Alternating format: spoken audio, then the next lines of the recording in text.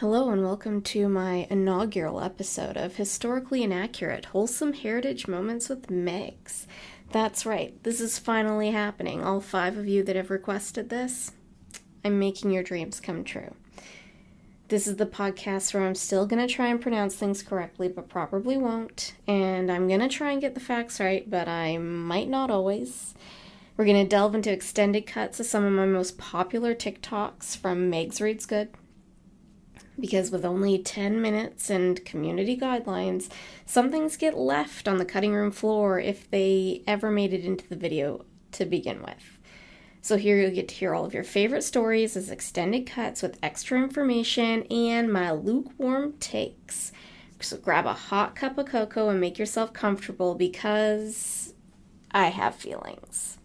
Today's episode, we're going to explore the Lionsgate Bridge history a little bit deeper. This video was pretty popular, and because it is such a long story and has a deep history, not all of it got to make it into the video. So we're going to revisit some old facts, and we're going to learn some new facts, and it's going to be a good time had by all, I hope. So as we know, Lionsgate Bridge wasn't always there. Initially, it was the First Narrows Ferry, which was operated from 1909 to 1947. And this is why, when the Lionsgate Bridge was initially opened, it was known as the First Narrows Bridge, because it bridged the First Narrows. This is also why, in the 1950s, when they built the Ironworkers Memorial Bridge, it was initially known as the Second Narrows Bridge until 1994, when they renamed it in honor of the ironworkers who sadly passed during the collapse of the Second Narrows. The Lionsgate Bridge spans the Burrard Inlet and joins the city of Vancouver to the cities of North Vancouver and West Vancouver. And why is it called the Lionsgate and not the First Narrows? Excellent question. I have an answer for you. So the lions refer to the pair of mountain peaks that are visible to northbound traffic when you're traveling towards North Vancouver on the Lionsgate Bridge. These 2 mountain peaks are the reason why the concrete lions at the base of the south end of the bridge were put there. They were designed by sculptor Charles Morega and were added in 1939. But those 2 peaks, they weren't always called the lions. Historically speaking, archaeological records indicate that the Coast Salish First Nations have lived in the Burrard Inlet area for between 8 to 10,000 years. And for the duration of that time, those 2 mountain peaks, they were known as the Two Sisters. And why were they called the Two Sisters? Well, the legends tend to vary depending on which First Nations group you hear the story from. So I'm going to go with the version that was told to poet Pauline Johnson by Chief Joseph Capilano. He told Pauline the story for her collection of stories called The Legends of Vancouver, if you're interested in checking that out. So legend has it that the great Tyee, the chief or leader of the lower coastal group, was at war with the people of the upper coast. So the war was long, it was violent, it was bloody, and the chief of the lower coast, he had 2 daughters who were coming of age, and traditionally during this time, they would hold a potlatch for the daughters in celebration of their impending womanhood. The daughters ended up approaching their father and they said, listen, instead of celebrating us, let's extend the invitation to those of the upper coast in a symbol of peace. And their father was like, well, I mean, if you're sure and this is what you want, we can definitely do that. And they were like, yes, this is what we want. So he sent some of his people up to the northern coast and he invited them down for potlatch. And they ended up feasting for days and dancing by the fire. And eventually they put down their weapons and they decided that they would coexist peacefully. The people of the upper coast were so grateful to those of the lower coast for extending their hand in an act of peace.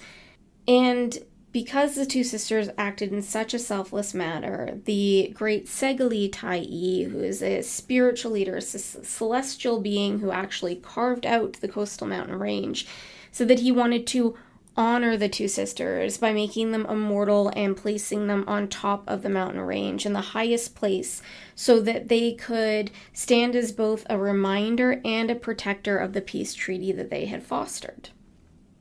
And so for thousands of years, these two mountain peaks acted as a reminder of the peace treaty that the Coast Salish peoples had made with each other. And in the late 1800s, when European settlers were crossing Canada, they were replacing Indigenous landmarks with the names of their previous homes. And this was a slap in the face to the Indigenous people. It was around this time that former Premier of Prince Edward Island, John Hamilton Gray, showed up in BC to sit on the Supreme Court as a judge. And he saw the two sisters and said, "Hey, don't those look like the lions from Trafalgar Square? I think we should rename them the Lions." And that is why we know them by their colonized name.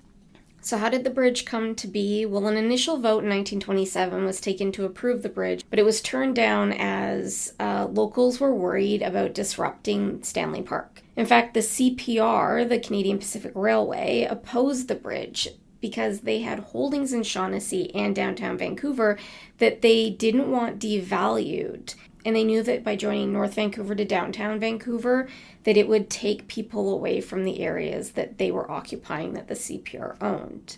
One of the key people in making the bridge happen was Alfred James Towle Taylor, or AJ, as we will call him from now on. He was an engineer who convinced the Guinness family to invest in land on the North Shore.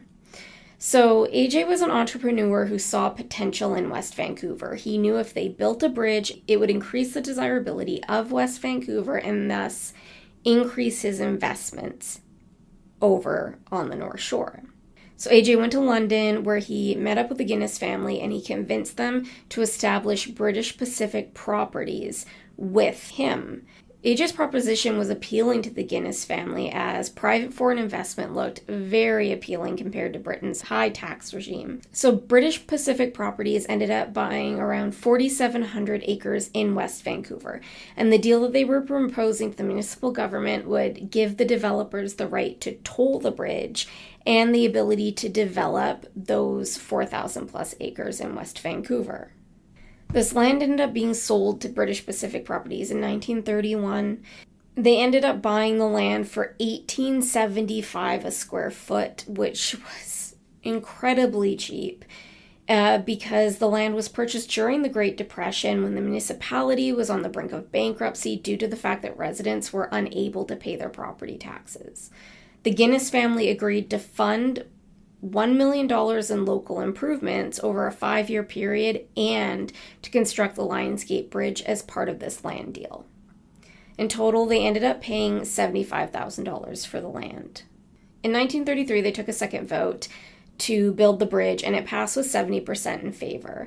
The government approved the build as long as local workmen and materials were used to help provide employment and boost the local economy during the Great Depression. The documentation that dictated the build was the 1933 First Narrows bylaw, and it authorized construction, but it also included a mandate that no Asiatic person shall be employed in or upon any part of the undertaking or other works on the bridge. Item number 4 in the bylaw regarded workmen, artisans, mechanics, and laborers. You have to remember the bridge was built during the Exclusion Era. The Exclusion Era was when the Exclusion Act came into effect.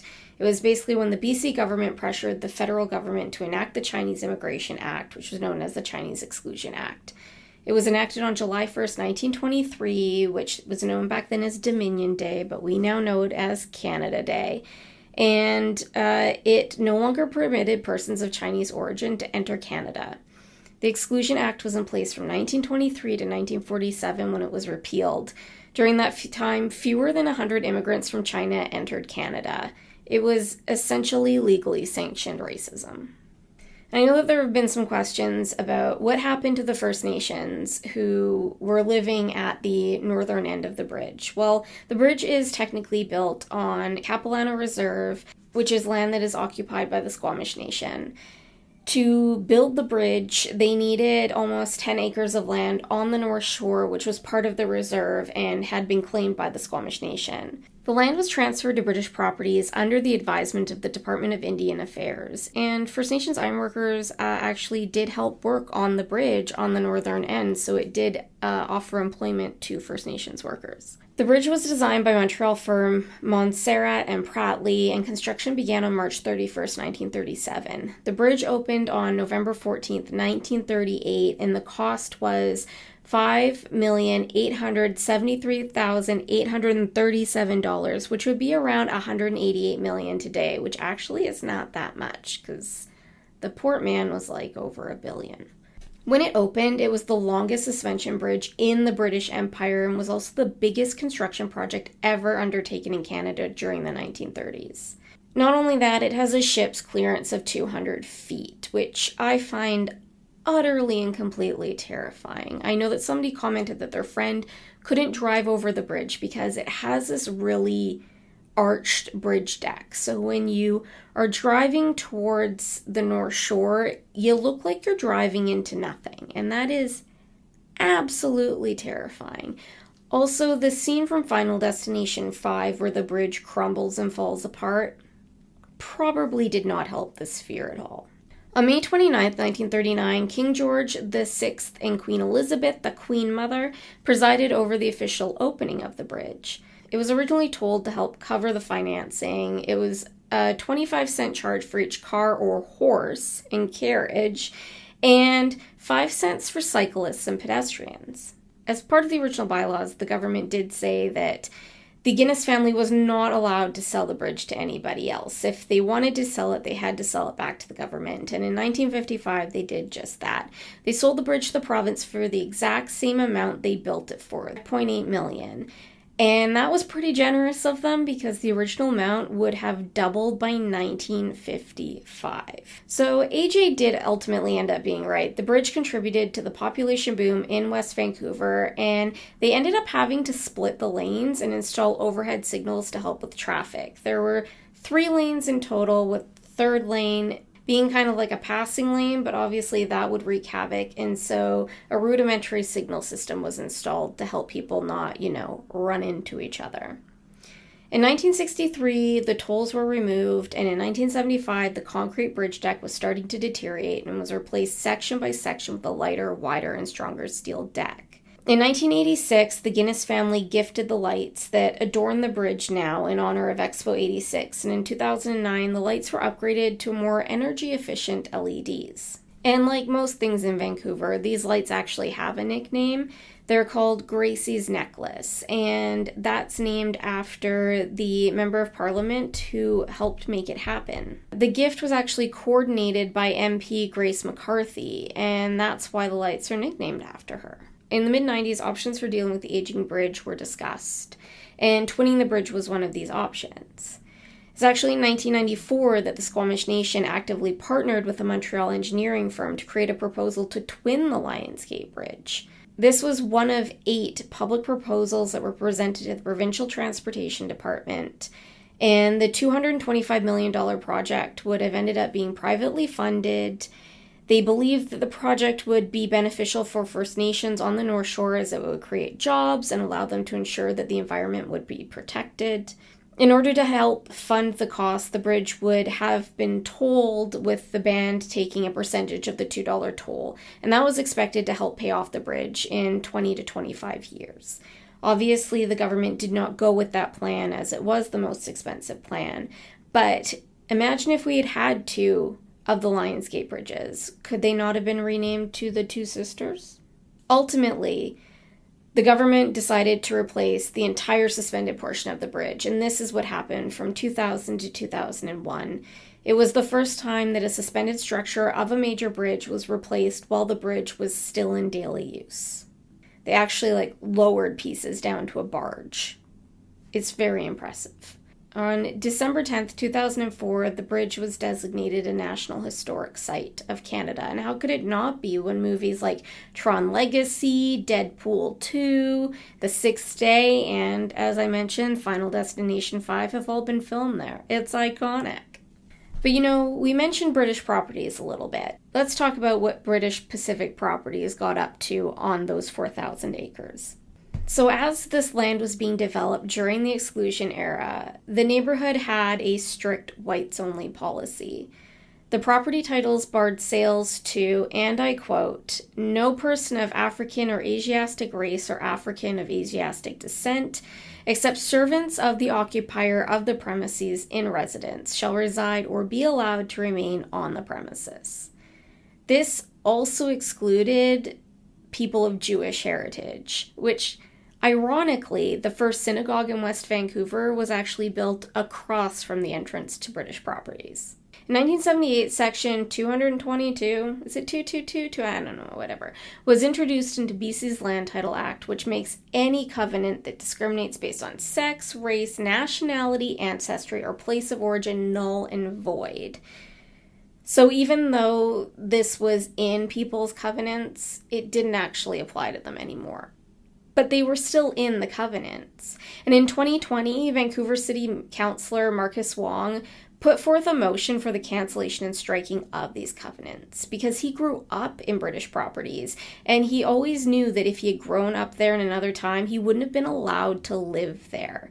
Unfortunately, when the Act was passed in 1978, it didn't empower the Land Title and Survey Authority to proactively look for discriminatory language from covenants that had been registered prior to 1978, which is why this year, in 2022, another landowner found the language still existed in her land title when she had to submit it for renovation permits. In 2008, when she purchased her property, she had requested the city remove "no Jews" and "no Chinese" from her property title. And even though Marcus Wong's 2020 motion had passed, the language still remained in these land titles and covenants. Now, the issue will be submitted for consideration at the 2022 Union of British Columbia Municipalities Annual Convention in September, but it's going to cost the city of North Vancouver a lot of money to search for these titles and make these changes. So hopefully they'll do the right thing and they'll make it happen, because I can't imagine what it would feel like to live on land that you would have not been allowed to live on prior to 1978. And that's it. That's all I got for you. I'm sorry. No, not really. So I hope this episode was everything that you had hoped and dreamed it would be. Hopefully I'll do them weekly. We'll see. Trying to stick to things, trying to commit.